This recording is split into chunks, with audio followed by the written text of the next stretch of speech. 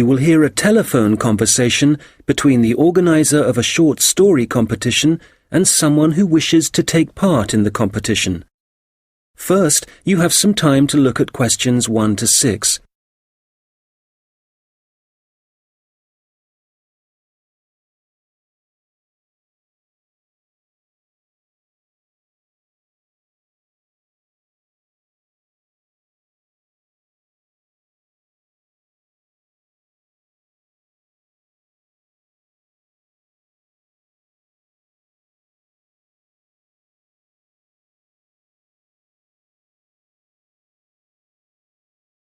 Good morning, Dave speaking. Oh, hi. I'm phoning about a short story competition. I saw an advert in a magazine and I was just calling to get some details. Yes, certainly. I'm the competition organizer, so I should be able to help. What kind of details are you looking for? Well, does it cost anything to enter? Yes, there's an entry fee of £5. Okay, that should be fine. It's a short story competition, so how many words is that? Well, we want to give people a reasonable amount of freedom, but the guidelines are around 3,000 words. Oh, that sounds quite a lot. Well, it's not as much as it used to be. We did have a limit of 5,000 words, but some people thought that was too many. So this year we've reduced it. Right. And does the story need to be about anything in particular? No, you can write about any topic you like. But the main point of the competition is that it has to have a surprise ending. Oh, I see. That sounds interesting. I don't think I've ever written a story like that before. Yes, it's something we've introduced for this year's competition. Right. I'm 18. Is there any age limit? Yes, you need to be 16 or over. So, if you're 18, that's fine. Great. So you have the competition once a year, is that right? Yes, we start advertising in January, and the competition takes up a lot of the year. We give people a few months to write their story, and then it takes quite a long time to judge all the entries and to announce the winners. I see. So when is the closing date for the competition? It's already April. I hope I'm not too late. No, you've still got plenty of time. You need to submit your entry by the 1st of August. After then, it will be too late. Although you can always enter next year's competition. OK, good. So how do I enter? Well, we have a website, and the best way to enter is to complete the entry form online. We also have more details of the competition on the site. Shall I give you the web address? Yes, please. OK, it's www.comp4ss.com, and that's the number 4, not the word 4. OK, thanks. I've got that. So I can complete the entry form online, but how do I send the story? Do I print it out and send it to you? Well, you may want to print the story out so you can review it, but don't post it to us. When you've finished your story, you will need to email it to us. The email address is on the website I gave you. OK, that's fine. Before you hear the rest of the conversation, you will have some time to look at the questions 7 to 10.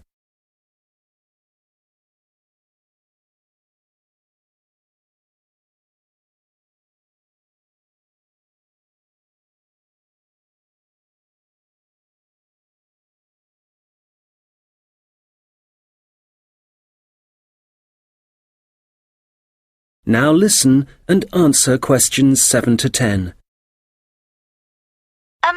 Can you tell me a bit about how the competition is judged and what the prizes are? Yes, of course. Well, once we have all the entries, I send them to all the judges. Our competition is quite popular, so we are lucky to be able to use famous authors who are very interested in the competition. That's fantastic! It's great to know that someone famous will be reading my story. Yes, that's right. It takes them quite a while to read through the entries, but eventually they decide on the top 5 stories. I see. And what happens then? Well, they will be published online so everyone can read them. They will not be in any order at this point. They will just be the 5 stories that the judges think are the best. And do all the top 5 stories get prizes? No, it's just the top story and the runner-up. So how is the top story decided? Well, once the top 5 stories are available, it will be the public who will vote for their favourite story. Right, I see. So I need to get all my friends to vote for me then? Yes, that's a good idea. And what is the prize?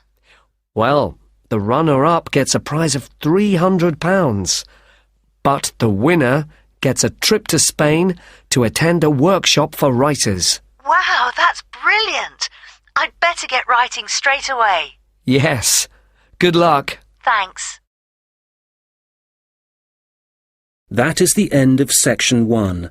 You now have half a minute to check your answers.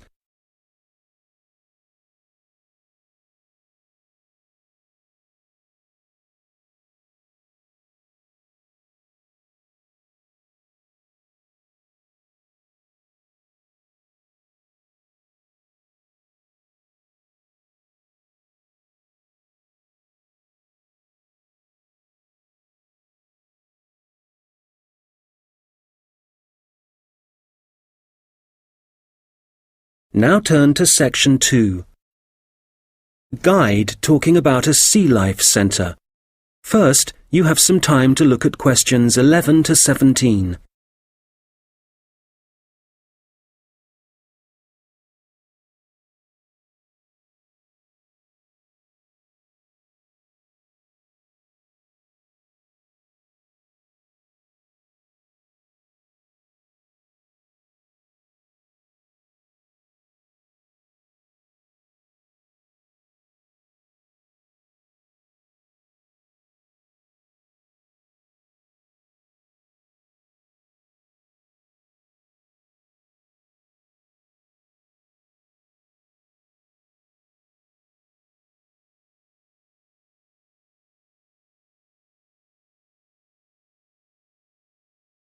Okay, so hi everybody and welcome to the Sea Life Centre. Before you start on your tour, I'd just like to give you some information about things to look out for as you go. Well, first of all, I guess some of you may have been here before and may be surprised to see the name has changed. We're not called World of Water anymore. Since the beginning of this summer, we've been renamed, and we've also made a few other changes. However, the main attractions like the aquarium, the crocodiles, the penguins and so on are still here. But we have a new restaurant and picnic area, and the latest thing that we have, and it was only finished last week, is the splash ride. This is an exciting new area of the centre and is pretty scary, and of course you do get a bit wet, so make sure you're not wearing your best clothes. As I said, the main attractions are still here, and the most popular thing that everyone wants to see is feeding time, especially for the crocodiles and the seals. We used to have the main feeding time in the afternoon at around 3 p.m. But we found that some of the animals got a bit hungry waiting until then, and so we now have it at noon. They seem much happier with the new time, although it's a bit difficult to know what they're thinking. Now, I'd like to mention something new that we've introduced this year that we're very excited about. It's called a VIP ticket. The VIP ticket costs an extra £2 per person, and you will be amazed at what it allows you to do. With this, you'll be allowed to feed the sharks. Now, I know that for some people, This might be quite a frightening thing to do, but it is perfectly safe.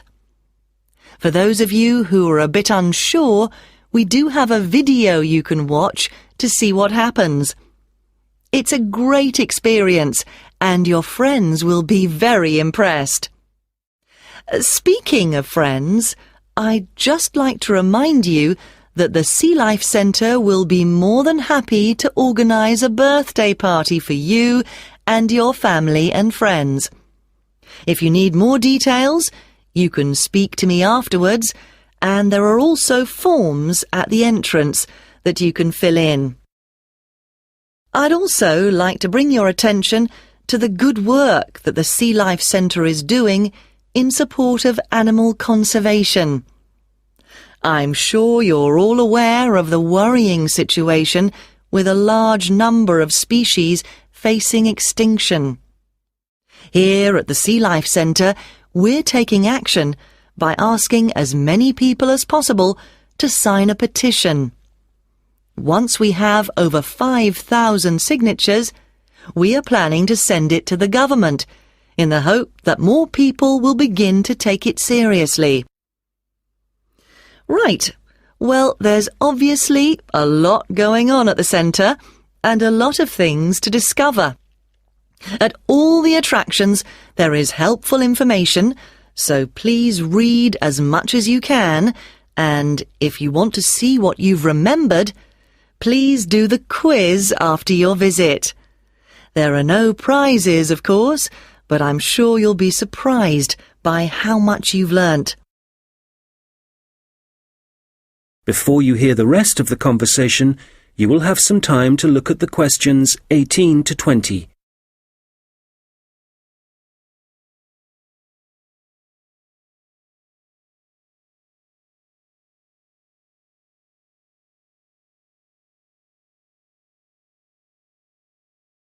Now listen and answer questions 18 to 20.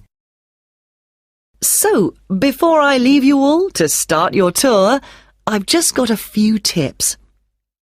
There are a large number of attractions, and you may not have time to see them all. Of course, there are the old favourites like the aquarium and the crocodile cave, but if you don't have time to see everything, make sure you visit Turtle Town, which is beyond the aquarium and the seal centre. This is very special and has a large number of endangered species, and as it's at the far corner of the Sea Life Centre, it often gets overlooked. I also have to apologise for the Penguin Park. This has needed some urgent work to be done, and so will not be open for the next week.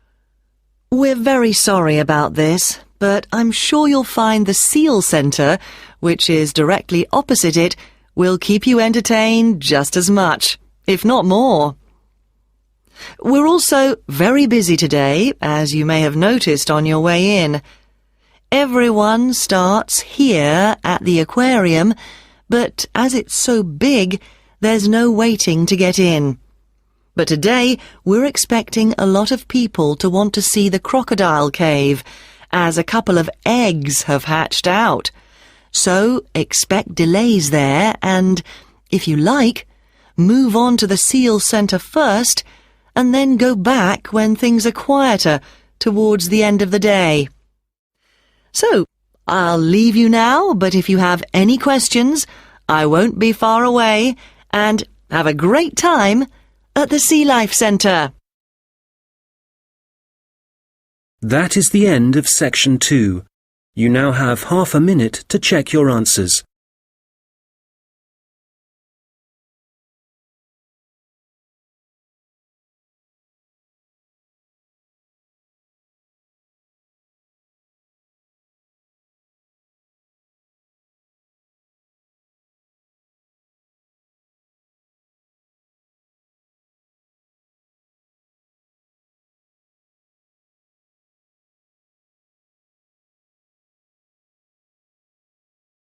Now turn to section 3.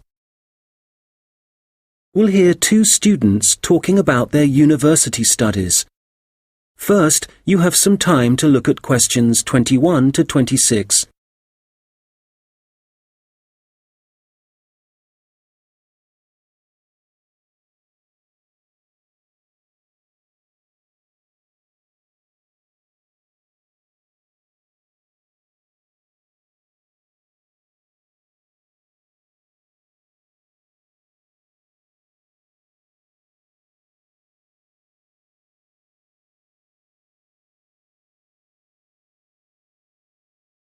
Oh, hi, George. How's it going? Hi, Martina. It's going well. How about you? How's university life? Well, it's great. Apart from the studying, of course. Yeah, me too. What are you studying? I seem to remember that you were going to do art. That was your best subject, wasn't it? No, not really. I just liked the teacher. He was French and had an amazing accent. My favourite subject was history, but I couldn't see what career that would give me. Oh, right. So what did you choose? Well, I found it really difficult to decide. I was really good at science, but I must admit, I never really enjoyed studying it. So, in the end, I decided to opt for English, which was my second favourite subject, and I thought it would be more useful to me than studying anything else. So, that's what I'm doing. How are you finding university? Well, it's a bit of a challenge, I suppose. Are you finding it difficult? Well, some of it. I'm doing mechanical engineering, which is really interesting, but it covers quite a lot of areas, like materials science, machine design, physics, and of course mechanics. And they're all fine, but it's maths that I'm struggling with. It's a lot harder than it was at school. I can believe it. It all sounds very difficult to me. But then I never was very good at mechanical things. I suppose it must involve some practical work. Well, not at the moment. Currently, it's nearly all theory, so it's a bit heavy going. I guess you need to start with that so that you can get a grasp of the concepts and learn a few facts before you start putting it into practice. It must be a lot different to the course that I'm taking. Yes, but in a few weeks we'll be having a lot more practical experience. In fact, I've got a great assignment this term working on jet engines, which means I'll be going on a few field trips to a nearby airport. Oh, that's great. It sounds like you're going to be very busy. Yes, I'm not sure how I'm going to cope with the work. We have a lot of lectures, and that's fine. The lecturers are very knowledgeable, and I learn a lot from them. But we also have a lot of seminars, and I find with so many people expressing their views, it can get quite frustrating. It would be better if we didn't have so many of those. Yes, it's the same for me.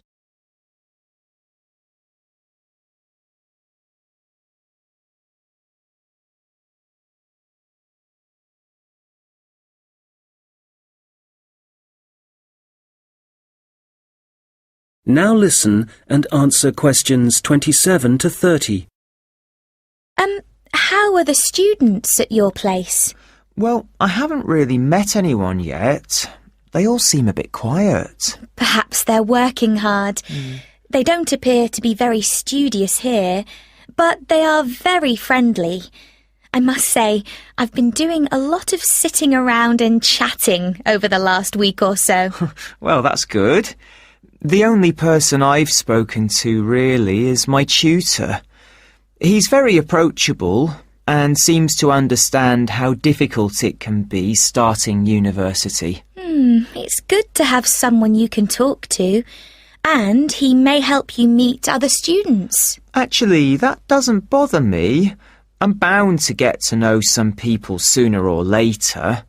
It's more a question of finding out what I need to do, where to go, and so on. I hope he can help me with that. Oh, I would have thought so. Well, we certainly have a lot of work ahead of us.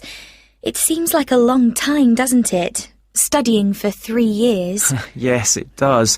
But I'm sure it'll go quickly. You know, I'm really dreading the first assessment. Yes. For the course I'm doing, we have to hand our first one in at the end of next month. Really? So, have you got the topic yet? No, but we'll get it soon. I'm not sure how much we have to write yet. Not too much, I hope. I know what you mean. And it's hard to study, especially where I am now. Oh, where are you living? I'm living in a hall of residence. I thought that would be a good idea, as there'd be a lot of people around, but I'm finding it a bit noisy. I can see that I'm going to have problems when I really need to get down to some work. So, I guess you need to be somewhere on your own then? Yes. Well, I do like to have some people around me, so I'd prefer to live with a family somewhere, in a house not too far from the university. Well, good luck with that. Yes, thanks. And good luck to you as well. Oh, I have to dash now. I've another lecture in 10 minutes. Bye for now. Bye. That is the end of section 3. You now have half a minute to check your answers.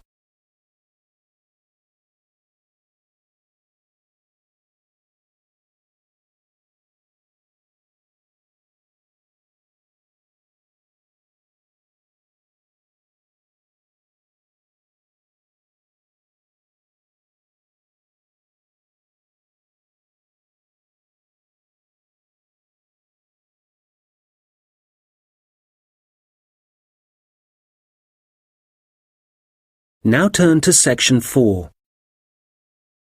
You will hear someone talking about creating a presentation. First, you have some time to look at questions 31 to 40.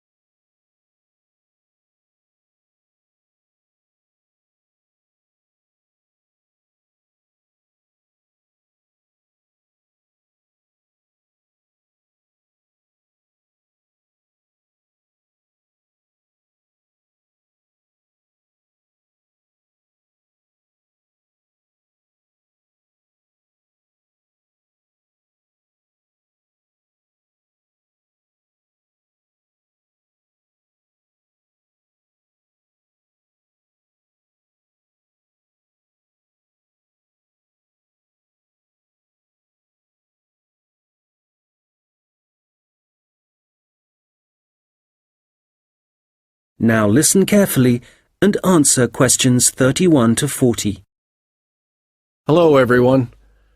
You've all been given an assignment for your sociology course, which will involve giving a presentation to the rest of the group.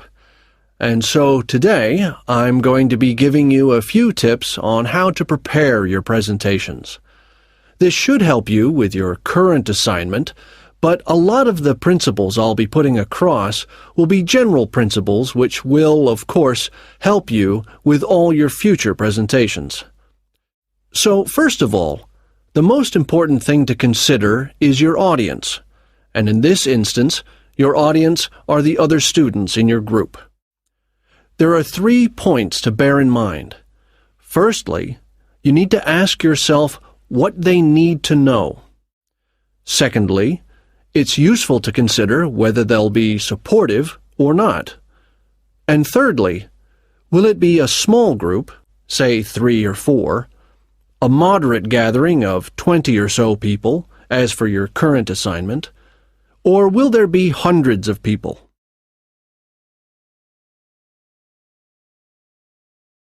Having said all that, what I'm about to tell you will apply equally to any audience. So, how do you structure your presentation? Right at the beginning, you should tell them something that forces them to pay attention. This could be something surprising or even shocking, but it needs to be relevant. After that, you need a list of items or topics showing them what you'll be covering, rather like an agenda. And then the main part of the presentation will follow. This main part will be the detailed information you'll be presenting, and could include facts, statistics, personal experiences, etc. After this, you should summarize what you've presented and close with what I call next steps. For this assignment, you could simply point the group to other sociology reference material. In other cases, you may want to suggest some actions that people can take. Now, what about the design of the slides for your laptop? Well, the important thing here is to be consistent. You need to have the same type of font and use the same color and size for the same elements. For example, all headers need to look the same. All bullet points need to be presented in the same way. And don't just stick to words. Bring the presentation to life by adding graphics. These could be in several forms, such as pictures, flowcharts, diagrams, histograms, and so on. And so let's move on now to presenting. You have your presentation prepared, and you're ready to start. Well, it's important to give a good impression from the start. So take 3 deep breaths, look at the audience, no matter how frightening they may be, and be enthusiastic and energetic. As you go through the presentation, remember to provide some variety in the way you speak.